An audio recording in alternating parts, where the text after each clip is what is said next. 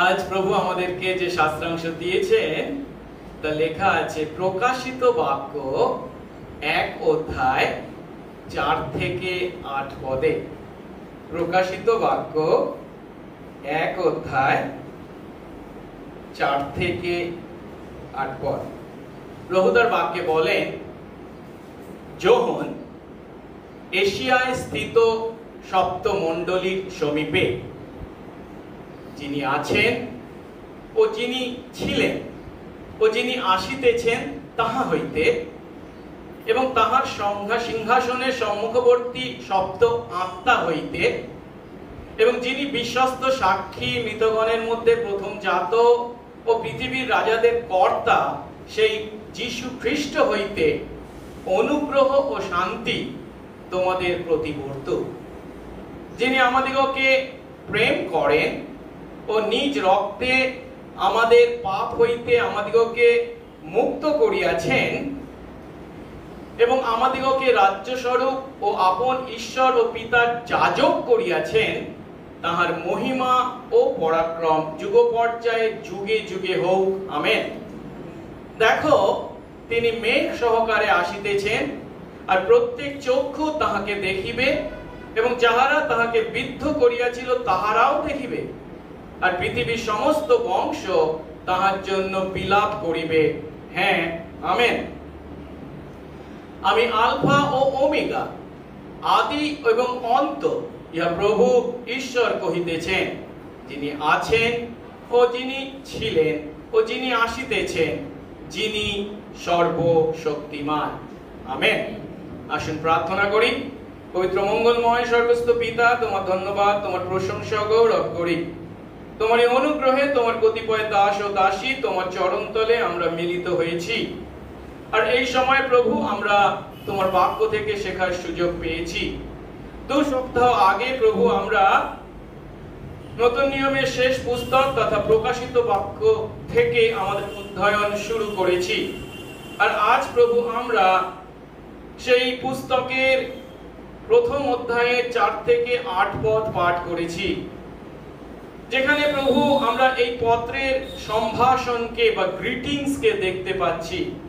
প্রভু, আজ যখন সেই সম্ভাষণ সম্বন্ধে আমরা শিখতে চলেছি, তুমি আমাদের প্রত্যেককে আশীর্বাদ করো। বিশেষ করে প্রভু, এই বাক্য যে আজ আমাদের জন্য, প্রত্যেকটি বিশ্বাসী এবং প্রত্যেকটি মণ্ডলীর জন্য, তা উপলব্ধি করে আজ আমাদের জীবনে তুমি কি বলতে চাইছো তা জেনে তোমার গৌরবার্থে জীবন যাপন করতে তুমি আশীর্বাদ করো। সঙ্গে সঙ্গে থাকো, যিশু নামে এই প্রার্থনা চাই, আমেন। আমরা বসবো।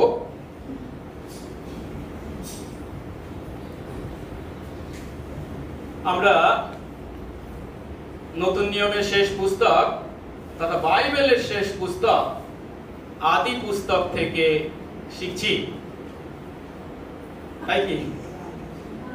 আপনারা কিছু বলুন, আমি যা বলি আপনারা শুধু হাঁ করে থাকলে হবে?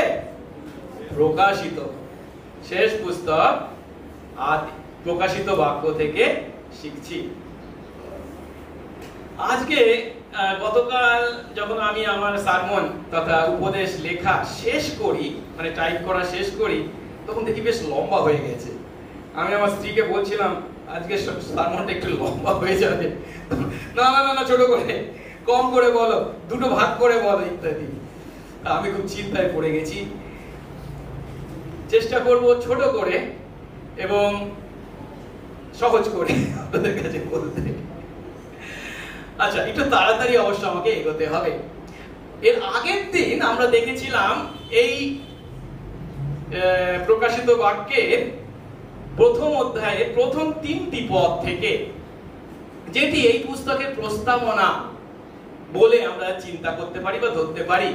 আর সেখানে আমরা 4টে প্রশ্নের উত্তর পেয়েছিলাম। প্রথমত, প্রকাশিত বাক্য কি ধরনের পুস্তক? দ্বিতীয়ত, এই পুস্তকের উদ্দেশ্য কি?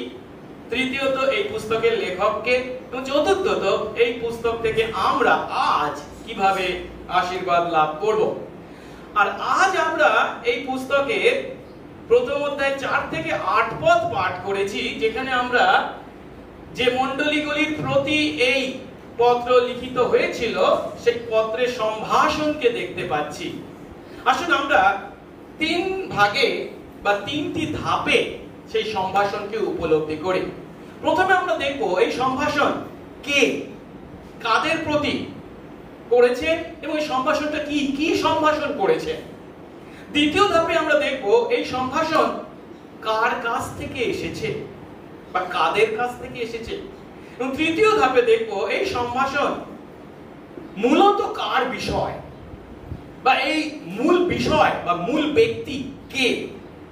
প্রথম ধাপে আমরা দেখতে চলেছি কে কাদের প্রতি কি সম্ভাষণ করেছে। একটু আগে আমরা 4 থেকে 8 পদ পাঠ করেছি এবং ভালো করে যদি আমরা পাঠ করে থাকি তাহলে উপলব্ধি করতে নিশ্চয়ই পেরেছি যে এই অংশের মূল বিষয় হচ্ছে সম্ভাষণ, আর যেখানে তিনি বলছেন তোমাদের প্রতি অনুগ্রহ ও শান্তি বর্তুক। এখন এই সম্ভাষণ কে কাদের প্রতি এবং কিভাবে কি সম্ভাষণ করেছে প্রথমে যখন আমরা দেখতে চলেছি তখন আমরা প্রথম সপ্তাহে আমরা শিখেছিলাম কি এই প্রকাশিত বাক্য কি ধরনের পুস্তক। এটি হলো একাধারে একটি অ্যাপোকালিপটিক পুস্তক, দ্বিতীয় দেখেছিলাম এটা একটা ভাববাণী পুস্তক, এবং তৃতীয়ত দেখেছিলাম এটা একটা ঐতিহাসিক চিঠিও বটে।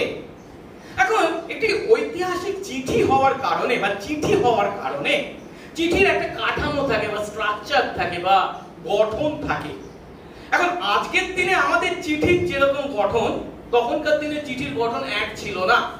আজকের দিনে সাধারণত আমরা চিঠি লিখি, যাকে লিখি তার নাম প্রথমে থাকে, আর যে চিঠি লিখছে লেখকের নাম সব শেষে ইতি সুজয় রায় ইত্যাদি, তাই তো? কিন্তু আমরা সেই প্রথম শতাব্দীর চিঠির কাঠামোকে যদি দেখি তাহলে কিন্তু সবার আগে থাকতো চিঠির লেখকের নাম, তারপরে থাকতো চিঠির প্রাপক, কাদের উদ্দেশ্যে লেখা হচ্ছে তাদের নাম, তারপরে লেখা থাকতো একটা সম্ভাষণ, আমরা যেমন লিখি পুরম পূজনীয় মা ও বাবা বা ইত্যাদি ইত্যাদি সেই ধরনের, তারপরে চিঠির মূল বিষয়বস্তু, এবং শেষে আমরা যেমন শেষ করি ইতি ইত্যাদি, চিঠির একটা শেষ কথা থাকে।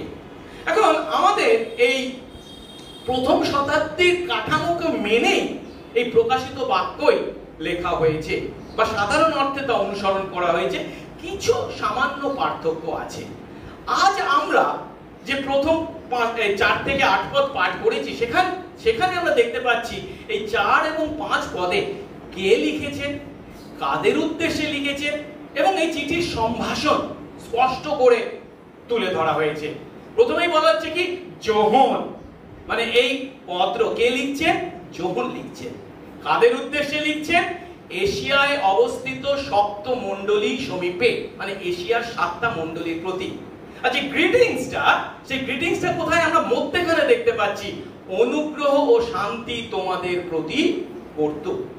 এই তিনটে বিষয় নিয়ে আসলে প্রথমে আমরা আলোচনা করি চিঠির লেখক সম্পর্কে, যেখানে স্পষ্ট করে বলা হয়েছে কে এই পুস্তকের লেখক বা এই সম্ভাষণের লেখক, যোহন। এখন এক পদে আমরা দেখেছিলাম এই যোহন নিজের পরিচয় দিয়েছিলেন কি বলে, খ্রিস্টের দাস বলে, যীশু খ্রিস্টের দাস বলে। লক্ষ্য করার বিষয় হলো এই যোহন কোন যোহন, এই নিয়ে অনেক প্রশ্ন যদিও আছে এবং অনেকে মতান্তরও আছে, কিন্তু বেশিরভাগ লোকই প্রেরিত শিষ্য যোহনকে এর দ্বারা চিহ্নিত করে থাকেন। যিশুর যে 12 শিষ্য ছিল তার মধ্যে কনিষ্ঠতম যে শিষ্য ছিলেন যোহন, তাকেই নির্দেশ করা হয়ে থাকে। এই যোহন সম্পর্কে আমরা আরো জানি কি যিশুর যে ইনার সার্কেল ছিল, ঘনিষ্ঠ বৃত্ত ছিল, যে 3 জন তার মধ্যে ছিল, যাকব, পিতরের সঙ্গে যোহনও তাদের মধ্যে ছিলেন। এবং চতুর্থ সুসমাচার, যোহনের সুসমাচারে এই যোহনের পরিচয় কি দেওয়া হয়েছে, যিশু যাকে ভালোবাসতেন। এখন এই চিঠিটা কখন লেখা হয়েছিল সাধারণভাবে চিন্তা করা হয় 95 খ্রিস্টাব্দের আশেপাশে, আগে বা পরে। এখন এটা খুব গুরুত্বপূর্ণ, কেন? আমরা জানি যিশুর যে 12 শিষ্য ছিল তাদের মধ্যে সব থেকে ঘনিষ্ঠ ছিল কে, এই যোহন। এবং ধরা হয়ে থাকে তিনি যখন টিনেজার, মানে 20 বছরের নিচে, তখনই তিনি যিশুর শিষ্য হয়েছিলেন। এবং যিশু যখন ক্রুশে মারা যায়, সাধারণত ধরা হয় 33 খ্রিস্টাব্দ বা 30 খ্রিস্টাব্দ, তখন তিনি একজন টিনেজার, মানে তখন তার বয়স কত, 20 বছর। এখন কত খ্রিস্টাব্দে এটা লেখা হচ্ছে? 95 খ্রিস্টাব্দ। তাহলে জোহনের এখন বয়স কত? কেন এত অঙ্কের প্রশ্ন করে? 80 বছরের বৃদ্ধ, 80 বছরেরও বেশি বয়স তার এখন। এর থেকে আমরা যে সত্যটা উপলব্ধি করি, এই 20 থেকে 80 বছর মানে দীর্ঘ 60 বছর ধরে যোহন কি করছেন? যীশু খ্রিস্টের দ্বারা তিনি যে আহ্বান পেয়েছেন, সেই আহ্বানের প্রতি প্রত্যুত্তর হিসাবে তিনি সুসমাচারের পক্ষে সাক্ষী জীবনযাপন করছেন। শুধু তাই নয়, পালক হিসাবে মণ্ডলীর দায়িত্ব পালন করছেন, প্রেরিত শিষ্য হিসাবে তার দায়িত্ব পালন করে চলেছেন দীর্ঘ 60 বছরেরও বেশি সময় ধরে। আজকের দিনে এমন মানুষদের পাওয়া খুবই কঠিন। গত সপ্তাহে আমি বলছিলাম আমি 30 বছর আছি প্রভু পরিচর্যা কার্যে, 60 বছর থাকতে পারবো জানি না, প্রভুর কি ইচ্ছা। আর শুধু তাই নয়, যখন এখন তার 60 বছরেরও বেশি বয়স, এবং পরম্পরা অনুসারে আমরা জানি কি না, তিনি তার এই বৃদ্ধ বয়সে ইফিস নগরে যে মণ্ডলী ছিল সেই মণ্ডলীতে পালকের দায়িত্ব পালন করছিলেন। আর এটাও খুব গুরুত্বপূর্ণ, কারণ একটু পরে আমরা দেখতে পাবো এই যে এশিয়ার 7টি মণ্ডলীর উদ্দেশ্যে পত্রটি লেখা হয়েছে, এই 7টি মণ্ডলীর মধ্যে ইফিসের মণ্ডলী হচ্ছে একটি। এই ইফিসের মণ্ডলী কার দ্বারা স্থাপিত হয়েছিল? আমরা জানি প্রেরিত 19 অধ্যায় যদি দেখি, প্রেরিত পৌলের দ্বারা স্থাপিত হয়েছিল, এবং সেখানকার প্রাচীনেরা এই পৌলের দ্বারাই সুসমাচার পেয়েছিল এবং যিশুকে বিশ্বাস করেছিল। পরে আবার আমরা জানতে পারি তিমথিও, প্রথম তিমথিও 1 অধ্যায় 3 পদে এই মণ্ডলীর দায়িত্ব পৌল কাকে দিয়েছিলেন? তিমথিওকে দিয়েছিলেন, তার আধ্যাত্মিক পুত্রকে। কিন্তু তিমথিওর পরে এখন যিশুর 12 শিষ্যের মধ্যে এক শিষ্য, যথেষ্ট গণ্যমান্য ব্যক্তি তিনি তিমথিওর পরে সেই ইফিস মণ্ডলীর পালকের দায়িত্ব পালন করছেন।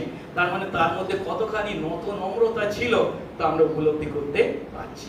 শুধু তাই নয়, একটু যদি এগিয়ে যাই, আমরা যদি 9 পদ পাঠ করি, সেখানে আমরা দেখতে পাই যে ঈশ্বরের বাক্য এবং যিশুর সাক্ষ্য যোহন এত বিশ্বস্ত ভাবে পালন করেছিলেন যে তিনি ক্লেশ ভাগ করেছেন, সেই তাড়না ভোগ করেছেন, যে তাড়নার ফলস্বরূপ তিনি এখন কোথায়? পাটং দ্বীপে বন্দী দশা ভোগ করছেন।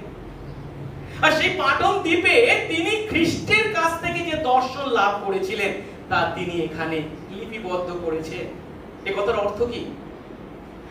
এই প্রকাশিত বাক্য যখন আমরা পাঠ ও অধ্যয়ন করছি, আমাদের সবসময় মনে রাখতে হবে, প্রকাশিত বাক্য যদিও যোহনের দ্বারা লিপিবদ্ধ হয়েছিল, ঠিক কথা, কিন্তু এটি যোহনের প্রকাশিত বাক্য নয়। এক পদেই কি বলে দেওয়া হয়েছিল? শুরু কি দিয়ে করা হয়েছিল? যীশু খ্রিস্টের প্রকাশিত বাক্য। আর এই পুস্তকের বিষয়বস্তু কি? ঈশ্বরের বাক্য এবং যীশু খ্রিস্টের সাক্ষ্য, যেটা 2 পদে বলা হয়েছে। এবারে আসুন আমরা দেখি এই চিঠির প্রাপকদের সম্পর্কে স্পষ্ট করে। 4 পদে বলা হয়েছে কি? এশিয়ায় অবস্থিত সপ্ত মণ্ডলীর সমীপে। এখানে যে এশিয়ার কথা বলছে আমরা যেন ভুল না করি, এটা কিন্তু এশিয়া মহাদেশ আজকের দিনে আমাদের মানচিত্রে যা দেখতে পাই সেই এশিয়া মহাদেশ নয়। এটি হচ্ছে সেই প্রথম শতাব্দী যে রোমান সাম্রাজ্য ছিল, রোমীয় সাম্রাজ্য ছিল, তার মধ্যে এশিয়া প্রদেশ ছিল, যেটা আজকের দিনে এটা হচ্ছে যে টার্কি বা তুরস্ক, তার পশ্চিম ভাগ হচ্ছে এই এশিয়া বা এশিয়া মাইনর। এই এশিয়া মাইনরের কথা বা এশিয়া প্রদেশের কথা আমরা প্রেরিতদের কার্যক্রমে 16 অধ্যায় 6 পদে প্রথম দেখতে পাই। সেখানে কি দেখতে পাই? পৌল চেয়েছিলেন এশিয়ায় গিয়ে প্রথমে সুসমাচার প্রচার করতে, কিন্তু পবিত্র আত্মা তাকে বাধা দিয়েছিলেন, কারণ এশিয়া দেশে বাক্য প্রচার করতে পবিত্র আত্মা দ্বারা তিনি কি হয়েছিলেন? নিবারিত হয়েছিলেন, বাধা পেয়েছিলেন। আর তাই তিনি এই এশিয়া প্রদেশে প্রচার না করে কোথায় চলে গেছিলেন? ম্যাসিডোনিয়া মানে কি গ্রিস দেশে গেছিলেন, অর্থাৎ ইউরোপে সুসমাচার প্রচার করেছিলেন। কিন্তু পৌল তার 3য় মিশনারি যাত্রায় এই এশিয়া প্রদেশে ইফিস নগরে এসে উপস্থিত হয়েছিলেন, যেটা প্রেরিত 19 অধ্যায়ে আমরা পাই, এবং তিনি প্রায় 3 বছর এখানে কাটিয়েছিলেন এবং এই ইফিস মণ্ডলী স্থাপন করেছিলেন। এবং ইফিসকে কেন্দ্র করে এই ইফিসের প্রথম মণ্ডলী গড়ে উঠেছিল ধরা হয়, এবং ইফিসকে কেন্দ্র করে এই 4 দিকে এই অন্য যে 6টি নগরের কথা বলা হয়েছে, এই নগরে মণ্ডলীগুলি গড়ে উঠেছিল। এখন এই 7টি মণ্ডলী কোন কোন মণ্ডলী? 4 পদে এই 7টি মণ্ডলীর নাম যদিও বলা হয়নি, আমি যদি এগিয়ে যাই 11 পদ দেখি, সেখানে এই 7টি মণ্ডলীর নাম বলা হয়েছে। কি বলা হচ্ছে? কেউ বললেন, মানে জনকে বলা হচ্ছে, তুমি যা দেখছো তা পত্রিকায় লেখো। কি? ইফিস, স্মুরনা, পরগাম, থুয়াতিয়া, সার্দি, ফিলাডেলফিয়া ও লাইদিকিয়া এই সপ্ত মণ্ডলীর কাছে তা পাঠাও। মানে এই চিঠিগুলি লেখো এবং এই চিঠিগুলো কার কাছে পাঠাও? এই 7টি মণ্ডলীর কাছে পাঠাও। এই 7টি মণ্ডলীর কথা একটু আগে বলেছি, এখন পশ্চিম তুরস্কে অবস্থিত, এবং এই মণ্ডলী সম্পর্কে, এই মণ্ডলীগুলি সম্পর্কে আমরা আগামী সপ্তাহে আরো বেশি করে বা বিস্তৃত আলোচনা করব। কিন্তু এখানে যে নামগুলো দেওয়া হয়েছে আজকের দিনের ম্যাপে যদি আমরা ভালো করে চিন্তা করি, নিচে দেখতে পাচ্ছি এফেসুসকে দেখতে পাচ্ছি, তার উপরে কি আছে? স্মুরনা, তার উপরে কি আছে? পরগাম, তার একটু নিচে ডান দিকে কি আছে? থুয়াতিয়া, তার নিচে আছে সাদ্রিস, তার নিচে আছে ফিলাডেলফিয়া, তার নিচে কি আছে? লাউডিসিয়া। এখানে বুঝতে হবে এখানে এই নামগুলোকে এমন ক্রমে লেখা হয়েছে যেটা ছিল একটা পোস্টাল রুট। মানে কি? সেই সময়কার চিঠি এইভাবে এক নগর থেকে অন্য নগরে পৌঁছে দেওয়ার জন্য যে রাস্তা ধরে এগোনো হতো, সেই রাস্তাকে এখানে কি করা হয়েছে? অনুকরণ করা হয়েছে। কিন্তু একটা প্রশ্ন এখানে আমরা করতে পারি, আর সেটা হচ্ছে এশিয়ার এই 7টি মণ্ডলীর উদ্দেশ্যেই কেন লেখা হয়েছে? কারণ এই এশিয়া প্রদেশে কেবল 7টি মণ্ডলী যে ছিল তা নয়, এছাড়াও আরো 2টো মণ্ডলী ছিল। কিন্তু দেখতে পাচ্ছি একেবারে ডান দিকে হিয়ারাপোলিস বলে একটা নগর ছিল, আর একটা ছিল কি? কলস বলে আরেকটা নগর ছিল। এখানেও মণ্ডলী ছিল। কলসীয়দের প্রতি প্রেরিত পৌলের পত্রের কথা আমরা পাই, ফিলিপোপদে হিয়ারাপোলির কথা আমরা জানতে পারি, কিন্তু এই দুটোর নাম কিন্তু এখানে করা হয়নি। তাহলে প্রশ্ন হলো কেন কেবল 7টি মণ্ডলীর উদ্দেশ্যে লেখা হয়েছিল? এর অনেকে অনেক উত্তর দেয় যদিও, কিন্তু সবথেকে গ্রহণযোগ্য যে উত্তর সেটা হচ্ছে কি? 7। এই সংখ্যাটা বাইবেলে তথা এই প্রকাশিত বাক্যে বিশেষ গুরুত্বপূর্ণ। কেন? বাইবেলে বা প্রকাশিত বাক্যে 7 হচ্ছে একটা পূর্ণ সংখ্যা, কমপ্লিট নাম্বার, আর তার দ্বারা পূর্ণতাকে বা সম্পূর্ণতাকে নির্দেশ করা হয়েছে।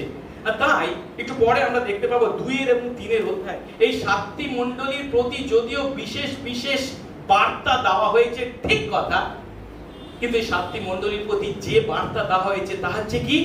সম্পূর্ণ হওয়ায় এটি হচ্ছে কি? সর্বকালের সর্বস্থানের প্রতিটি মণ্ডলীর প্রতি যীশু খ্রিস্টের দত্ত বার্তা, যা প্রতিটি মণ্ডলী প্রতিটি যুগে গ্রহণ করতে এবং পালন করতে বাধ্য। আর একটা বিষয় এখানে উল্লেখ করা যেতে পারে, সেটা হচ্ছে নতুন নিয়মের অন্য চিঠিগুলোকে আমরা যদি দেখি, করিন্থীয়দের প্রতি প্রেরিত পৌলের পত্র বা রোমীয়দের প্রতি প্রেরিত পৌলের পত্র, সেটাকে একটা মণ্ডলীর প্রতি একটা চিঠি লেখা হয়েছে। কিন্তু এখানে দেখুন, যদিও প্রকাশিত বাক্য একটাই পুস্তক, কিন্তু সেখানে কটা মণ্ডলীর উদ্দেশ্যে লেখা হয়েছে? 7টা মণ্ডলীর উদ্দেশ্যে লেখা হয়েছে। অর্থাৎ এই 2 থেকে 3 অধ্যায়ে আমরা দেখতে পাবো প্রত্যেকটা মণ্ডলীর উদ্দেশ্যে বার্তা যদিও দেওয়া হয়েছে আলাদা আলাদা ভাবে, কিন্তু সামগ্রিক অর্থে প্রকাশিত বাক্য হলো 7টি মণ্ডলীর উদ্দেশ্যেই লেখা। আর তাই এর লেখক মণ্ডলীগুলিকে কি বলতে চাইছে? তোমরা একে অন্যের চিঠি পাঠ করো এবং সেই অনুসারে তোমরা তোমাদের জীবন যাপন করো। তাই আজকের দিনে এই চিঠি কেবল এই 7টি মণ্ডলীর বিশ্বাসীদের জন্য নয়, এর বার্তা সর্বকালের সর্বস্থানের যীশু খ্রিস্টের মণ্ডলীর জন্য। আসলে এবারে তৃতীয় বিষয়টি নিয়ে আমরা আলোচনা করি, আর সেটা হচ্ছে এই চিঠির সম্ভাষণ বা গ্রিটিং। যে গ্রিটিংটা আমরা আমাদের কেরি বাইবেলের অনুবাদে 5 পদে পাচ্ছি, কিন্তু আপনাদের বাইবেলে আপনারা 4 পদেই পাবেন। সেটা কি? অনুগ্রহ ও শান্তি তোমাদের প্রতি বর্তুক। 5 পদের মধ্যে যে কথাটা বলা হয়েছে, অনুগ্রহ ও শান্তি তোমাদের প্রতি বর্তুক। এখন আমাদের কাছে হয়তো এটা কেমন লাগে? আমরা সাধারণত আজকের দিনে যখন একটা আধুনিক চিঠি শুরু করি, তখন আমরা কিভাবে ঈশ্বরের আশীর্বাদ তোমার প্রতি বর্তুক এই ধরনের আমরা কথা বলে থাকি, বা আমি চাই, আশা করি ঈশ্বরের আশীর্বাদে তুমি ভালো আছো, তোমার মঙ্গল কামনা করি।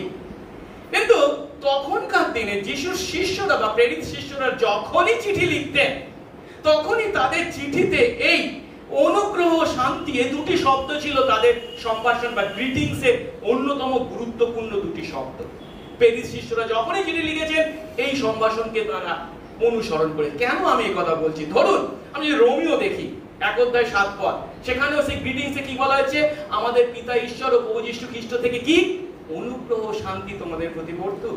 প্রথম করিন্থীয় 1 অধ্যায় 3 পদ বলছে কি আমাদের পিতা ঈশ্বর প্রভু যীশু খ্রিস্ট কি অনুগ্রহ শান্তি তোমাদের প্রতি বর্তুক। দ্বিতীয় করিন্থীয় 1 অধ্যায় 2 পদ আমাদের পিতা ঈশ্বর প্রভু যীশু খ্রিস্ট কি অনুগ্রহ শান্তি তোমাদের প্রতি বর্তুক। এফেসীয় 1 অধ্যায় 2 পদ একই অনুগ্রহ শান্তি তোমাদের প্রতি বর্তুক। ফিলিপিও 1 অধ্যায় 2 পদ অনুগ্রহ শান্তি তোমাদের প্রতি বর্তুক।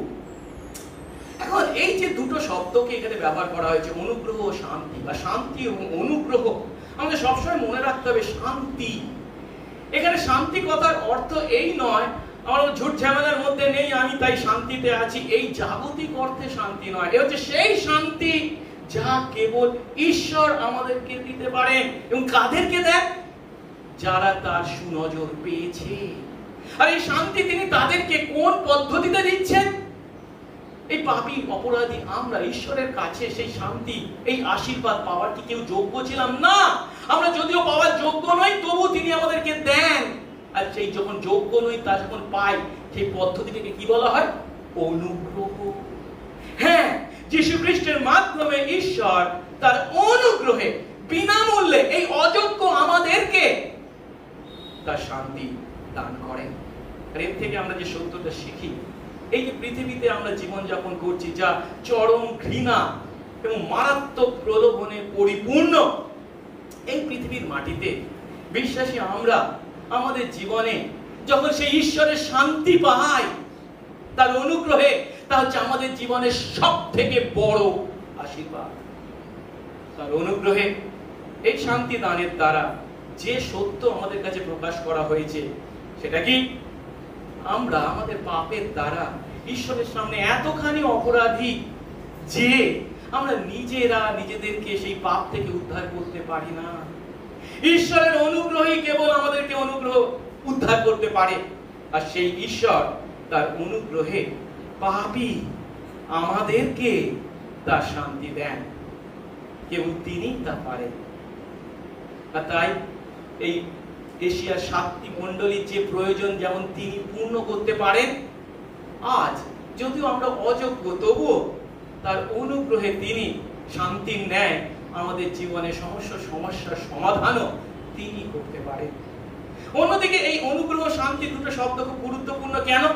অনুগ্রহ হচ্ছে নতুন নিয়মের মুখ্য আশীর্বাদ, আর শান্তি হচ্ছে পুরাতন নিয়মের যে চুক্তি ছিল তার আশীর্বাদ। তাই অনুগ্রহ শান্তিকে যখন এক জায়গায় জড়ো করা হয়েছে, তার মাধ্যমে কি ঈশ্বরের রাজ্যের পরিত্রাণের দুটি বিষয়কে দিয়ে গঠিত। একটা হচ্ছে অনুগ্রহ, একটা হচ্ছে শান্তি। আসলে এরপরে আমরা দ্বিতীয় ধাপে যাই। এই সম্ভাষণ কার বা কাদের কাছ থেকে এসেছে? যদিও যোহন তা লিপিবদ্ধ করছেন এই সম্ভাষণকে, ঠিক কথা, কিন্তু কার কাছ থেকে বা কাদের কাছ থেকে এসেছে? আমরা যদি যে 5 পদে একটু আগে দেখেছিলাম কি অনুগ্রহ ও শান্তি তোমাদের প্রতি বর্তুক, কার কাছ থেকে আসার কথা বলা হয়েছে? 4 পদে প্রথমে কি বলা হয়েছে? যিনি আছেন, যিনি ছিলেন, যিনি আসছেন তার থেকে, এটা প্রথমে। তারপরে বলা হচ্ছে কি তাঁর, অর্থাৎ ঈশ্বরের সিংহাসনের সামনে যে সপ্তম আত্মা তাদের থেকে, তার থেকে। এবং লাস্টে বলা হচ্ছে কি যিনি বিশ্বস্ত, মৃতদের মধ্যে প্রথম জাত, পৃথিবীর রাজাদের কর্তা, সেই যিশু থেকে অনুগ্রহ শান্তি তোমাদের প্রতি বর্তুক। মানে এখানে 3 ব্যক্তির কাছ থেকে এই অনুগ্রহ ও শান্তি তোমাদের প্রতি বর্তুক এ কথা বলা হয়েছে। আর একটু ভালো করে একটু পরে আমি ব্যাখ্যা করতে চলেছি এই 3 ব্যক্তি হলেন কারা। পিতা ঈশ্বর, পবিত্র আত্মা ঈশ্বর এবং পুত্র যীশু খ্রিস্ট। প্রথমত কার সম্বন্ধে বলা হয়েছে? কার থেকে? পিতা ঈশ্বর থেকে। এবং সেই পিতা ঈশ্বরকে বর্ণনা করা হয়েছে কিভাবে? যিনি আছেন ও যিনি ছিলেন ও যিনি আসছেন।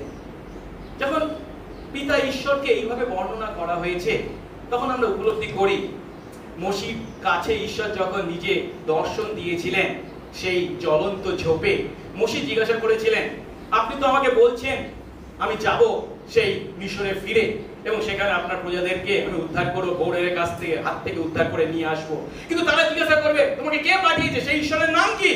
তখন ঈশ্বর তার নিজের নাম বলেছিলেন। কি বলেছিলেন? তিনি বলেছিলেন, আমি যে আছি সেই আছি। আরো বলেছিলেন কি? ইসরায়েল সন্তানদেরকে বলো কি? আছি, তোমাদের নিকটে আমাকে প্রেরণ করেছে। ইয়াহওয়ে ঈশ্বর, হিব্রু ভাষায় ইয়াহওয়ে।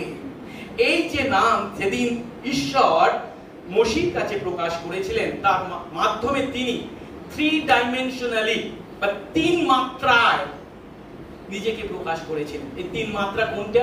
অতীত, বর্তমান ও ভবিষ্যৎ। যার অর্থ কি? তিনি হলেন অনাদি অনন্ত। তিনি তার অস্তিত্বের জন্য কারো উপর নির্ভর করে না এবং তার নিজের ক্ষমতায় তিনি তার অস্তিত্ব রক্ষা করেন। আর সেই কারণে অতীতে, বর্তমানে ও ভবিষ্যতের সমস্ত বিষয়ের উপর সেই চিরন্তন ঈশ্বরের ক্ষমতা হচ্ছে সার্বভৌম।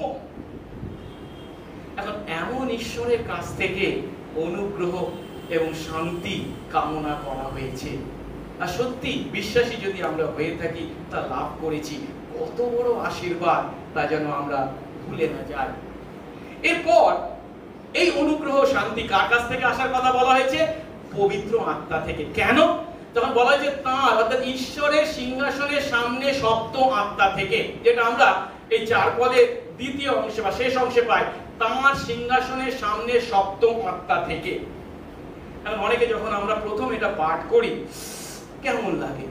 হ্যাঁ, ঈশ্বরের সিংহাসনের সামনে সপ্তম আত্মা থেকে মানে কাকে নির্দেশ করা হয়েছে? শুধু আমরা যে বিপাকে পড়ি তা নয়, ঈশ্বরতাত্ত্বিকরাও বিপাকে পড়েছেন এবং তারা অনেক ব্যাখ্যা দিয়েছেন যদিও, কিন্তু বেশিরভাগ রক্ষণশীল বা কনজারভেটিভ ঈশ্বরতাত্ত্বিকরা এর দ্বারা কাকে নির্দেশ করে থাকেন? পবিত্র আত্মাকে নির্দেশ করে থাকেন। তাহলে প্রশ্ন করব, তাহলে পবিত্র আত্মা কি সপ্তম আত্মা? অবশ্যই না। পবিত্র আত্মা অবশ্যই সংখ্যা 1, সে বিষয়ে আমাদের কোনো সন্দেহ নেই। কিন্তু যে কথাটা বলছিলাম কি, বাইবেলে তথা বিশেষ করে প্রকাশিত বাক্যে 7 হচ্ছে কেমন সংখ্যা? পূর্ণ সংখ্যা, যার দ্বারা পূর্ণতাকে নির্দেশ করা হয়েছে। অর্থাৎ পবিত্র আত্মা তার পূর্ণতায়, তার সম্পূর্ণতায় তার অনুগ্রহ এবং শান্তি আমাদের প্রতি যেন দেন, এই প্রার্থনা করা হয়েছে। এই কারণে যিশায়া 11 অধ্যায় 2 পদে এই পবিত্র আত্মাকে 7টি দিককে নির্দেশ করা হয়েছে। তাকে কি বলা হয়েছে? সদাপ্রভুর আত্মা, প্রজ্ঞার আত্মা, বিবেচনার আত্মা, মন্ত্রণার আত্মা, পরাক্রমের আত্মা, জ্ঞানের আত্মা, সদাপ্রভু ভয়ের আত্মা। একই সঙ্গে আমরা যদি সক্রিয় 4 অধ্যায় 2 থেকে 6 পদ পাঠ করি, সম্পূর্ণ নয় পাঠ করছি না, শুধু 2 পদ দেখি, সেখানে আমরা দেখতে পাই যে পবিত্র আত্মার কাজকে অন্ধকারে আলো দানকারী এক বৃক্ষ, দীপবৃক্ষ হিসাবে বর্ণনা করা হয়েছে। সমস্তই স্বর্ণময় এবং সেই দীপবৃক্ষের তৈলধারে 7টি প্রদীপের কথা, 7টি নলের উপর থাকার কথা বলা হয়েছে। যাই হোক, তাই আমরা এখানে যেটা উপলব্ধি করতে পারি এটা কি, এই পবিত্র আত্মা কার সিংহাসন থেকে? ঈশ্বরের সিংহাসন থেকে নির্গত হন এবং বিশ্বাসী আমাদের প্রতি ঈশ্বরের অনুগ্রহ ও শান্তি প্রয়োগ করার পরিচর্যা কাজ সাধন করে থাকেন। এখন পবিত্র আত্মা এই পরিচর্যা কাজের জন্য কেমন? সপ্ত আত্মা হয় নিখুঁত এবং সম্পূর্ণ হওয়ায় বিশ্বাসী আমরা যখন তার কাছ থেকে সেই অনুগ্রহ এবং শান্তি পেয়ে থাকি, তা এই পৃথিবীর মাটিতে, এই প্রতিকূল পৃথিবীর মাটিতে, এই তাড়নার পৃথিবীতে বিজয়ী জীবন যাপন করতে আমাদেরকে শক্তি যোগায়। একই সঙ্গে এই অন্ধকারময় পৃথিবীতে আলো ফোটাতে তিনি সক্ষম। তৃতীয়ত, এই সম্ভাষণ কার থেকে? এই অনুগ্রহ ও শান্তি তোমাদের প্রতি বর্তুক বলেছে, এই অনুগ্রহ শান্তি কার থেকে চাওয়া হয়েছে? বলা হয়েছে যিনি বিশ্বস্ত সাক্ষী, মৃতদের মধ্যে প্রথমজাত, পৃথিবীর রাজাদের কর্তা। কার থেকে? সেই যিশু খ্রিস্ট থেকে, যেটা 5 পদের প্রথম অংশে বলা হয়েছে। যিনি বিশ্বস্ত সাক্ষী, মৃতদের মধ্যে প্রথমজাত ও পৃথিবীর রাজাদের কর্তা। ইনি কে? সেই যিশু খ্রিস্ট। তার থেকে অনুগ্রহ শান্তি তোমাদের প্রতি বর্তানোর কথা বলা হয়েছে। কিন্তু এখন নিশ্চয়ই অনেকের মনে একটা প্রশ্ন জাগবে, কিন্তু আমরা তো তৃত্ব সম্পর্কে জানি। পিতা, প্রথম ব্যক্তি হচ্ছেন পিতা ঈশ্বর, দ্বিতীয় ব্যক্তিকে পুত্র ঈশ্বর, তৃতীয় ব্যক্তি কি? পবিত্র আত্মা ঈশ্বর। তাহলে পিতা ঈশ্বরের পর কার কথা বলা উচিত ছিল? পুত্র ঈশ্বরের কথা বলা হতো। কিন্তু এখানে যখন কি করেছেন, পিতা ঈশ্বরের পর পবিত্র আত্মা ঈশ্বরের কথা বলেছেন এবং তারপরে পুত্র ঈশ্বরের কথা বা যীশু খ্রিস্টের কথা বলেছেন। কেন তিনি এমন কাজ করেছেন? এর কারণটা হলো এর পরবর্তী পদগুলিতে যখন কার সম্বন্ধে বলতে চলেছেন? পিতার সম্বন্ধে না, পবিত্র আত্মার সম্বন্ধেও না, কার সম্বন্ধে? যীশু খ্রিস্টের সম্পর্কে, তার ব্যক্তিত্ব এবং তার কাজ সম্পর্কে বলতে চলেছেন। তাই তার ফ্লোর কন্টিনিউটি বজায় রাখবার জন্য যিশুর কথা শেষে বলেছেন এবং তার ব্যক্তিত্ব এবং তার কাজকে ক্রমশ বর্ণনা করেছেন। কারণ এই যে সম্ভাষণ তোমাদের প্রতি অনুগ্রহ শান্তি বর্তুক, এটা মূলত কার বিষয়, কার ব্যক্তিত্ব? যীশু খ্রিস্টের ব্যক্তিত্ব এবং কাজের দ্বারাই প্রকাশ পেয়েছে। যীশু খ্রিস্টই হলেন এই সম্ভাষণের মূল বিষয় বা মূল ব্যক্তি। তাই তৃতীয় ধাপে আমরা দেখতে চলেছি এই সম্ভাষণের মূল বিষয় বা মূল ব্যক্তিকে। একটু আগে আমি বলেছি কে? যীশু খ্রিস্টই হলেন এই সম্ভাষণের মূল বিষয় বা মূল ব্যক্তি। আর শুধুমাত্র এই সম্ভাষণের ক্ষেত্রে নয়, সমগ্র প্রকাশিত বাক্যে তিনিই হলেন মূল ব্যক্তি এবং চরম গৌরব পাবার একমাত্র ব্যক্তি। এটা বর্ণনা করবার জন্য যখন কি করেছেন, সেই যীশু খ্রিস্টের ব্যক্তিত্বকে বিভিন্ন বিষয় দিয়ে বর্ণনা করেছেন ও তার কাজকেও বিভিন্ন বিষয় দিয়ে বর্ণনা করেছেন। আক্ষেপের বিষয় হলো এই প্রকাশিত বাক্য পাঠ করার পর মার্টিন লুথার পর্যন্ত বলেছিলেন এর মধ্যে যিশুকে খুঁজে পাওয়া কঠিন। কিন্তু আমরা সবে শুরুতে আছি, এখানেই আমরা দেখতে পাচ্ছি কি কেবল যিশুর কথা। এমনকি সম্ভাষণের মূল বিষয় বা ব্যক্তি হচ্ছেন কি যীশু খ্রিস্ট। তাই আসুন আমরা এই সম্ভাষণের যে মূল ব্যক্তি যীশু খ্রিস্ট, তাকে যখন কিভাবে বর্ণনা করেছেন তা দেখি। প্রথমে তার ব্যক্তিত্বকে তিনি বর্ণনা করছেন, আর ব্যক্তিত্ব বর্ণনা করতে গিয়ে তিনি তাকে কি বলেছেন? যিনি বিশ্বস্ত সাক্ষী। যীশু খ্রিস্টকে যখন বলছেন বিশ্বস্ত সাক্ষী, কেন? যেহেতু তিনি এই অন্ধকারময় জগতে ঈশ্বরকে এবং ঈশ্বরের পরিত্রাণকে নিখুঁতভাবে প্রকাশ করেছেন। যোহনের সুসমাচারের প্রথম অধ্যায় দেখতে পাই তিনি এসেছিলেন কি হয়ে? জ্যোতি হয়ে। ইব্রু 1 অধ্যায় 2 পদে পাই কি ঈশ্বরের আগে ভাববাদীদের মাধ্যমে নিজেকে প্রকাশ করেছে, কিন্তু শেষে কাতে? তার পুত্রে নিজেকে প্রকাশ করেছেন। তিনি দুঃখ ভোগ করা সত্ত্বেও ঈশ্বরের সত্য মানুষের কাছে পৌঁছে দিতে দ্বিধা করেননি। মৃত্যু পর্যন্ত ভোগ করেছেন সেই ঈশ্বরের পক্ষে সাক্ষ্য দানের জন্য। সেই যীশু খ্রিস্টকে তার ব্যক্তিত্বকে দ্বিতীয় যে বিশেষণে বিশেষিত করেছেন, সেটা কি? তিনি হলেন মৃতদের মধ্যে প্রথম জাত। যেটা 5 পদের দ্বিতীয় ভাগে বলছে মৃতদের মধ্যে প্রথম জাত।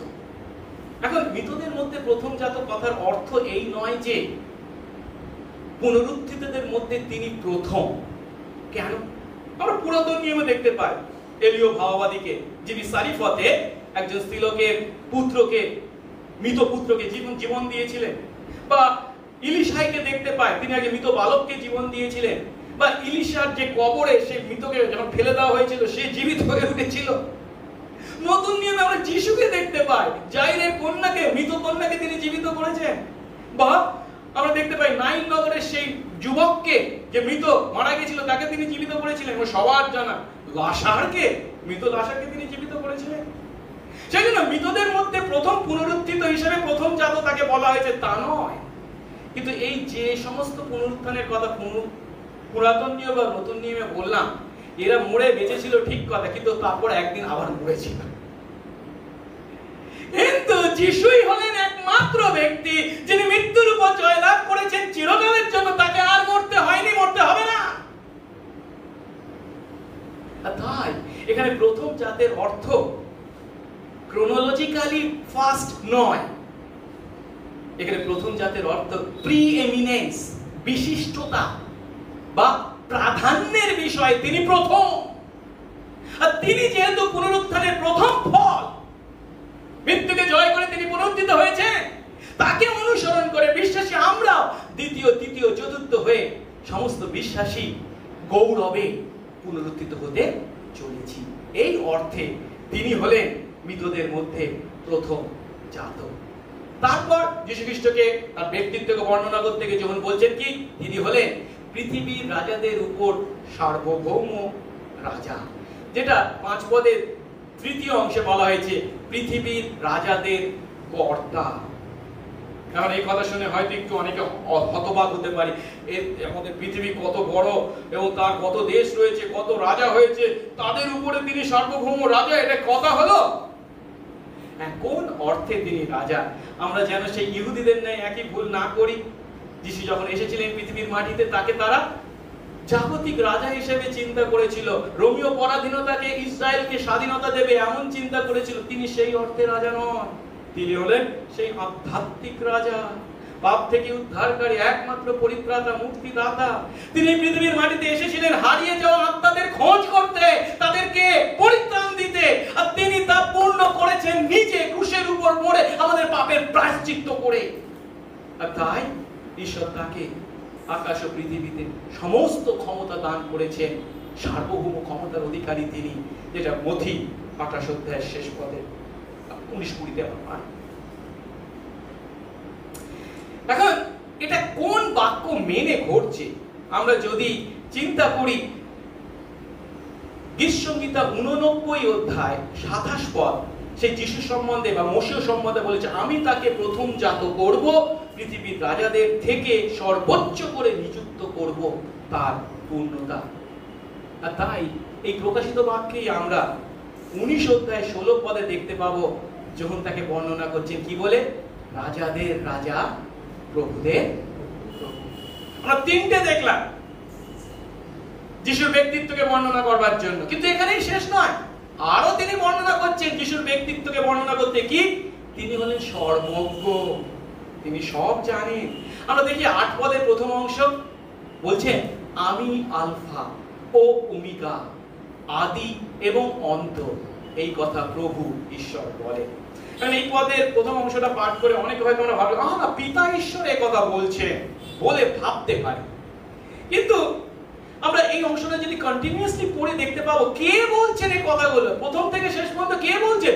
যিশু বলছেন, স্বয়ং যিশু খ্রিস্ট এই কথা বলেছেন। আর আলফা ও ওমেগা কথার অর্থ কি? আমাদের ইংরেজি অ্যালফাবেটে যেমন এ হচ্ছে ফার্স্ট লেটার আর জেড হচ্ছে লাস্ট লেটার, গ্রিক অ্যালফাবেটে বা বর্ণমালায় প্রথম বর্ণ হচ্ছে আলফা আর শেষ বর্ণ হচ্ছে ওমেগা। তিনি হলেন প্রথম, তিনি হলেন শেষ, যার দ্বারা খ্রিস্ট প্রথম থেকে শেষ পর্যন্ত সমস্তই যে জানেন, তিনি যে সর্বজ্ঞ তা নির্দেশ করা হয়েছে। আর যিশুর তার ব্যক্তিত্বকে বর্ণনা করতে বিষয়টি খুব গুরুত্বপূর্ণ। কেন? কারণ যোহন এই পত্র কাদের উদ্দেশ্যে লিখছে? সেই সমস্ত মণ্ডলী, এশিয়ার সেই সমস্ত মণ্ডলী যারা মারাত্মক তাড়নার মুখোমুখি হতে চলেছে। সেই সময় রোমীয় সম্রাট ডোমিটিয়ান এবং তারপরে ট্রোজানের দ্বারা মারাত্মক তাড়না আসবে, তারা এদেরকে সম্রাট পূজা করতে বাধ্য করবে। কিন্তু প্রভুকে খ্রিস্ট বিশ্বাসীর কাছে একমাত্র যীশু খ্রিস্ট, তারা কখনো সম্রাটের কাছে মাথা নত করতে পারে না। এমন তো পরিস্থিতিতে যখন যীশু খ্রিস্ট নিজের পরিচয় দিচ্ছেন কি আমি সর্বজ্ঞ, আমি তোমাদের সমস্ত কিছু জানি, তার মানে কি তোমরা যে এখন তাড়না ভোগ করছো, এই সমস্ত সমস্যা, এই যন্ত্রণার কথা যে আমি জানি না তা নয়, এই সবই আমার জানা।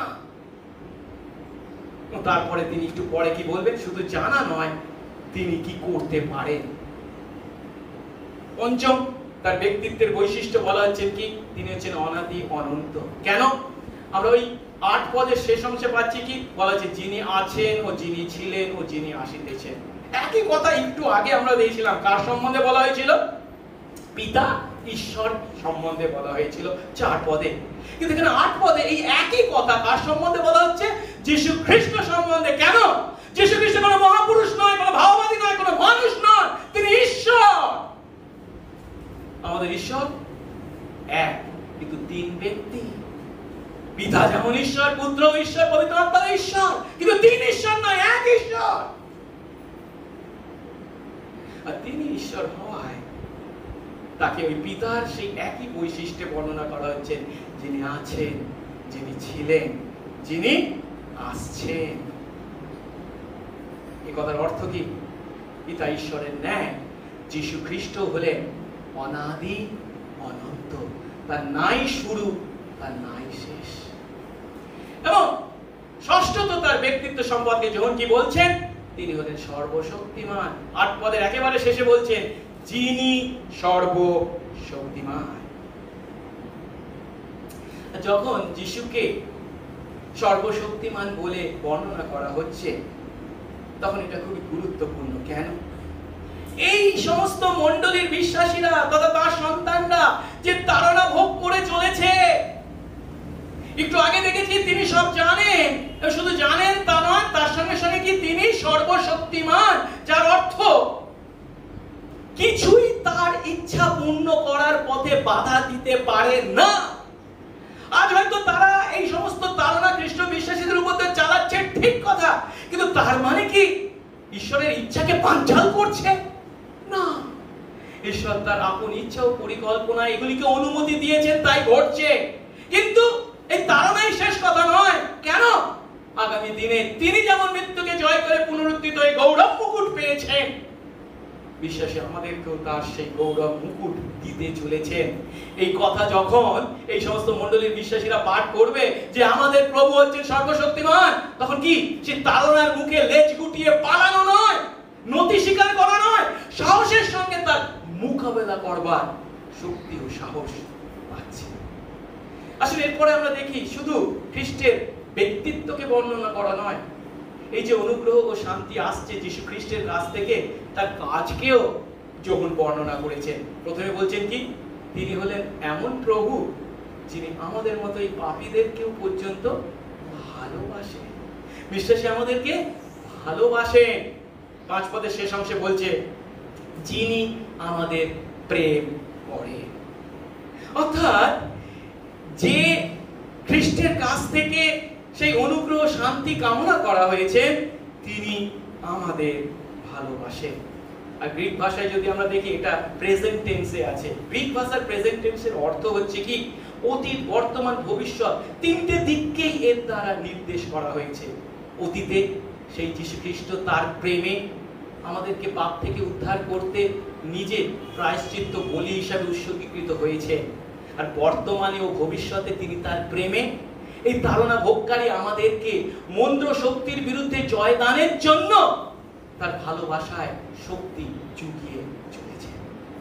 আর কি বলা হয়েছে তার কাজকে বর্ণনা করতে গিয়ে, খ্রিস্ট আমাদেরকে আমাদের পাপ থেকে মুক্ত করেছেন। ওই 5 পদের শেষ অংশে বলছে, নিজের রক্তে আমাদের পাপ থেকে আমাদের মুক্ত করেছেন। একথার অর্থ, যীশু ক্রুশের উপর যে রক্তপাত করেছিলেন, এই যিশুর রক্তপাতের অর্থ এই নয় আঙ্গুল কেটে 1 ফোঁটা রক্তপাত হওয়া। যিশুর রক্তপাতের অর্থ তার জীবন দান করা, মৃত্যু। মৃত্যু ক্রুশের উপর তিনি আমার পাপের জন্য যে শাস্তি, মৃত্যু আমার পাওনা ছিল, আমার পরিবর্তে যে মৃত্যু গ্রহণ করেছেন, সেই মৃত্যু হলো, সেই রক্ত হলো কি, পাপের প্রায়শ্চিত্তকারী রক্ত বা পাপের প্রায়শ্চিত্তকারী মৃত্যু।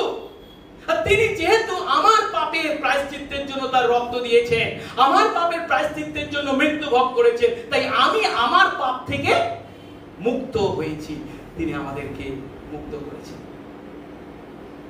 এখন যেটা আমাদেরকে উপলব্ধি করতে হবে, এই রক্ত কতখানি গুরুত্বপূর্ণ।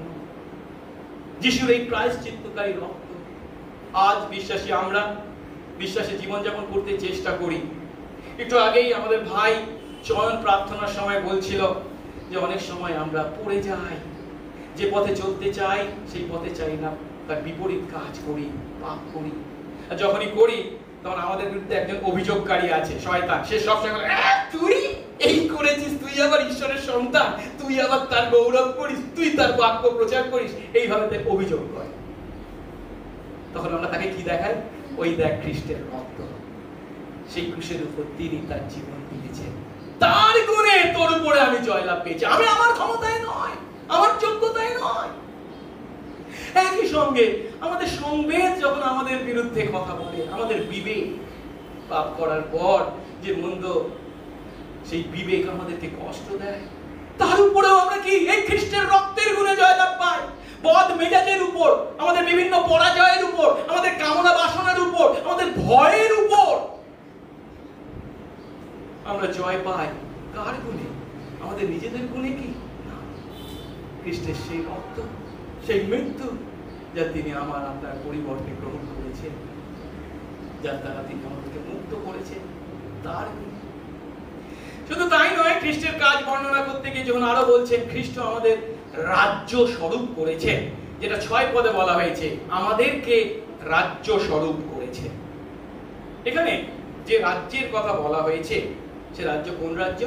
খ্রিস্টের রাজ্য, যেখানে কে রাজা? যিশু হলেন রাজা। আর বিশ্বাসী আমরা কি? আমরা যখন আমাদের পাপ থেকে মুক্ত হই, তখন আমরা এই ঈশ্বরের রাজ্যে তথা খ্রিস্টের রাজ্যে প্রবেশ করি। এই রাজ্যের কথা খুব স্পষ্ট করে কলসীয় 1:13 পৌল বর্ণনা করেছেন। কি বলছেন? তিনি আমাদেরকে অন্ধকারের কর্তৃত্ব থেকে উদ্ধার করে তার প্রেমভূমি পুত্রের রাজ্যে আনয়ন করেছেন। এখানে তিনি মানে কে? ঈশ্বর। কি করেছেন? আমাদেরকে অন্ধকারের কর্তৃত্ব থেকে, অন্ধকারের কর্তৃত্ব মানে কি? পাপের কর্তৃত্ব, শয়তানের কর্তৃত্ব, সেই মন্দ শক্তির কর্তৃত্বে যার অধীনে আমরা ছিলাম, সেই পাপ জীবন যাপন করেছি, সেই পাপ থেকে আমাদেরকে যখন মুক্ত করেছেন, সেই ক্রুশীয় মৃত্যুর দ্বারা ইত্যাদি প্রায়শ্চিত্ত কাজের দ্বারা, এবং কার কোথায় আমাদেরকে এনেছেন? তার থেকে মুক্ত করে সেই অন্ধকারের রাজ্য নয়, এর থেকে আমাদের কার রাজ্যে এনেছেন? খ্রিস্টের রাজ্যে, তার প্রেমভূমি পুত্রের রাজ্য, মানে যীশু খ্রিস্টের রাজ্যে আনয়ন করেছেন। যার অর্থ পাপ থেকে মুক্ত হয়ে আমরা এই রাজ্যে প্রবেশ করেছি। আর এই রাজ্যে যদি আমরা প্রবেশ করে থাকি, বিশ্বাসী আমরা যেন আনন্দ সহকারে খ্রিস্টের প্রেমপূর্ণ, অনুগ্রহপূর্ণ এবং সার্বভৌম কর্তৃত্বের নিচে নিজেদেরকে সমর্পণ করি, যেন সেই রাজ্যে তার ইচ্ছা মেনে তার গৌরবার্থে জীবনযাপন করতে চেষ্টা করি। খ্রিস্টের কাজের বর্ণনা দিতে গিয়ে আরো বলেছেন যীশু খ্রিস্ট কি? ঈশ্বরের এবং তার পিতার যাজক করেছেন। এখন যাজক মানে কি নিশ্চয়ই আমরা জানি। পুরাতন নিয়মে যারা যাজক ছিলেন তারা ঈশ্বরের সেবা বা আরাধনা করতেন। তার মানে কি? তারা ঈশ্বরের সান্নিধ্যে আসবার সুযোগ পেতেন। মহাযাজকরা যারা থাকতেন তারা বছরের মধ্যে একদিন মাত্র সেই মহাপবিত্র স্থানে প্রবেশ করতে পারতেন। এখন সেই মহাযাজক নতুন নিয়মে যীশু খ্রিস্ট স্বয়ং হয়েছেন এবং তিনি আমাদেরকে ঈশ্বরের সান্নিধ্যে আসবার সুযোগ দিয়েছেন। আমরাই তার যাজক হয়েছি। তাই পিতর হবে এটা, প্রথম পিতর 2:10 বলা হয়েছে তিনি আমাদেরকে রাজ্য স্বরূপ করেছেন। আর কি? ঈশ্বর ও তার পিতার যাজক করেছেন। হ্যাঁ, দ্বিতীয় পিতর 9, প্রথম পিতর 2:9 বলছে তোমরা মনোনীত বংশ, রাজকীয় যাজক বর্গ, পবিত্র জাতি। অর্থাৎ প্রভু আমাদেরকে তার সান্নিধ্যে আসবার সুযোগ করে দিয়েছেন, যেহেতু তিনি আমাদেরকে তার সেই ঈশ্বরের যাজক করেছেন। এবং শেষ যীশু খ্রিস্টের কাজের বর্ণনা দিতে গিয়ে কি বলা হয়েছে? সেই যীশু খ্রিস্ট মেঘ সহকারে আসছেন, যেটা 7 পদে পাই আমরা। দেখো তিনি, অর্থাৎ সেই যীশু খ্রিস্ট মেঘ সহকারে আসছেন, আর প্রত্যেক চোখ তাকে দেখবে, এবং যারা তাকে বিদ্ধ করেছিল, ক্রুশে তাকে পেরেক মেরেছিল, তারাও দেখবে, আর পৃথিবীর সমস্ত বংশ তার জন্য বিলাপ করবে। হ্যাঁ, আমেন। এখন এই প্রকাশিত বাক্যেই যে কেবল তার এই দ্বিতীয় আগমনের কথা বলা হয়েছে তা নয়, যিশু স্বয়ং বলে গেছেন মথি 24:30 আর তখন মনুষ্যপুত্রের চিহ্ন আকাশে দেখা যাবে, আর তখন পৃথিবীর সমুদয় গোষ্ঠী বিলাপ করবে এবং মনুষ্যপুত্রকে আকাশীয় মেঘরথে পরাক্রম ও মহাপ্রতাপে আসতে দেখবে। এখানে যে মনুষ্যপুত্রের মেঘযোগে আগমনের কথা বলা হচ্ছে এবং তার যখন আগমন ঘটবে তখন এই যে সমস্ত গোষ্ঠীর বিলাপ করার কথা বলা হয়েছে, দুটো বিষয়কে আমরা পাই দুটি জায়গায় পুরাতন নিয়মে। একটা হচ্ছে দানিয়েল 7:13 আর অন্যটা হচ্ছে সখরীয় 12:10। এখন যীশু খ্রিস্ট পুনরায় আসতে চলেছেন, আর তিনি কি চান? তার সন্তান আমরা যেন আজ তাতে বিশ্বাসের কারণে যে সমস্ত তাড়না ভোগ করছি, তিনি যখন আসবেন তখন তিনি এই সমস্ত বিষয় সবাইকে সঠিক পথে পরিচালিত করবেন। তিনি আমাদের চোখের জল মুছিয়ে দেবেন, সমস্ত পরিবর্তন তিনি সাধন করবেন। আর তাই যীশু খ্রিস্টের প্রথম আগমন আর যীশু খ্রিস্টের দ্বিতীয় আগমন একে অন্যের সম্পূর্ণ বিপরীত। যদি আমরা এটাকে তুলনা করি তাহলে দেখতে পাবো প্রথম আগমনে তিনি অবনমিত হয়েছিলেন, তার সেই নত নম্রতাকে আমরা দেখতে পাই। তিনি কেন এসেছিলেন? নিজে মরতে এসেছিলেন। তিনি কেন এসেছিলেন? সেবা করতে, পরিচর্যা করতে এসেছিলেন। তাই তার চেহারাকে বর্ণনা করতে গিয়ে বলা হয়েছে কি তিনি হলেন দুঃখ ভোগকারী দাস। কিন্তু তার দ্বিতীয় আগমন অবনমন নয়, মহিমায়ন, গ্লোরিফাইড। তিনি নিজে মরতে নয়, তার শত্রুদের মারতে আসছেন। পরিচর্যা করতে নয়, পরিচর্যা পেতে। দুঃখ ভোগকারী দাস নয়, বিজয়ী রাজা হিসাবে। তাই আজ আমরা এই পৃথিবীর প্রতিটি মানুষ যেন প্রত্যেকে সেই তার দ্বিতীয় আগমনের জন্য প্রস্তুত থাকি। হ্যাঁ, যীশু খ্রিস্ট তার প্রথম আগমনের দ্বারা নত নম্র ভাবে তার সন্তান আমাদের সেবা করেছে। কতখানি নিজের প্রাণ উৎসর্গ করা পর্যন্ত নিজে মরেছে। তিনি যদি আমার জন্য, তিনি যদি আপনার জন্য মরে থাকেন, তাহলে তিনি আমার এই হৃদয় সিংহাসনের দাবিদার। তিনি যেন আমার আপনার জীবনে রাজা হন। তার নেতৃত্বে, তার পরিচালনায় যেন আমরা আমাদের জীবন যাপন করি। কেন? কারণ তিনি কে? তিনি বিশ্বস্ত সাক্ষী, তিনি মৃতদের মধ্যে প্রথম জাত, তিনি এই পৃথিবীর সমস্ত রাজাদের উপর সার্বভৌম রাজা, তিনি সর্বজ্ঞ, তিনি অনাদি অনন্ত, তিনি সর্বশক্তিমান। আর তিনি কি করেছেন? তিনি আমাদেরকে ভালোবাসেন, এখনো ভালোবেসে চলেছেন। তিনি আমাদেরকে মুক্ত করেছেন পাপ থেকে, তিনি আমাদেরকে ঈশ্বরের রাজ্য স্বরূপ করেছেন, তিনি আমাদেরকে তার ঈশ্বরের যাজক করেছেন, তিনি মেঘ সহকারে আসছেন। এই যীশু খ্রিস্টকে যখন আমরা উপলব্ধি করি তখন আমাদের প্রার্থনা কি হতে পারে?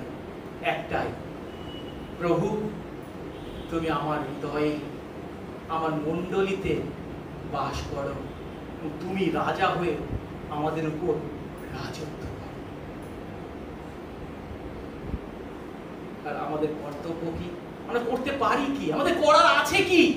একটাই, আমাদের পাপের জন্য অনুতপ্ত হয়ে যেন তাকে বিশ্বাস করি, তার কাছে ফিরে আসি।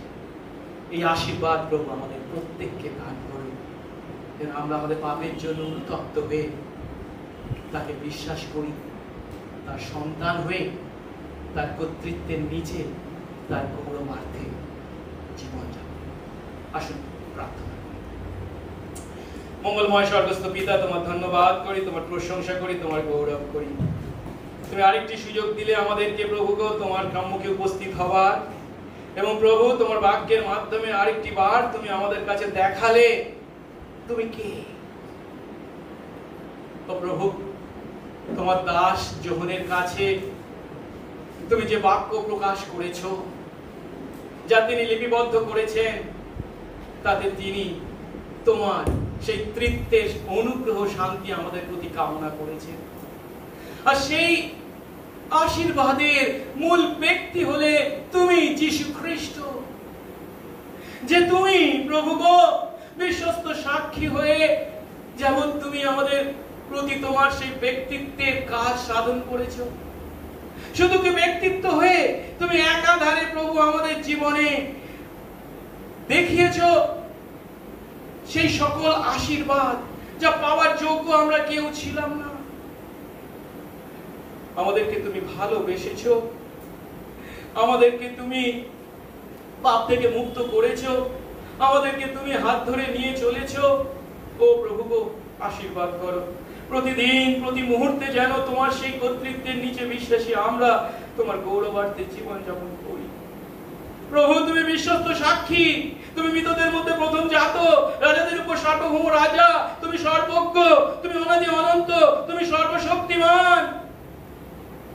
তোমার সেই ভালোবাসা যারা আমরা পেয়েছি, যাদেরকে তুমি পাপ থেকে মুক্ত করেছো, যাদেরকে তুমি ঈশ্বরের রাজ্য স্বরূপ করেছো, যাজক করেছো, ও প্রভু তাদের জন্যই তুমি মেঘ সহকারে আবার আসতে চলেছো।